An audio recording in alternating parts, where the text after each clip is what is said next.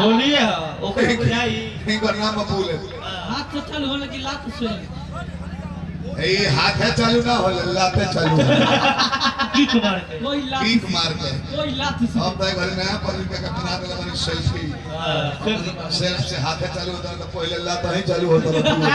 मामूली से चालू होता है हां मामूली से चालू था फूक देता बाबा हुर के चालू ये कोई आवाज भाई बोले गाड़ी पर तरक नहीं करती तो अच्छा नहीं हो कैसे ही चले आए मुखिया में करे को देहात दीतो गले आई करो मोगी खड़ा बसियो कातू में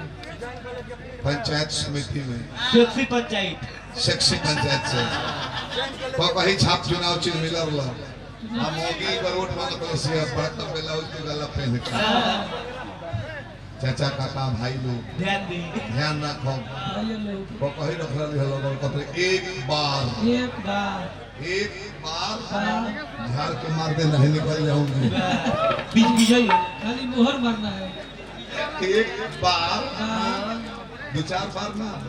एक बार झाड़ के मार देना है बीच विजय हो जाए भारी बहुमत से ना बहुमत से जीत गई हो जल्ला बुलेट बबुआ भारी बहुमत से जीत ली हो कोई छोड़ता हम माने कि प्रमुख के तैयारी करावा ना करौला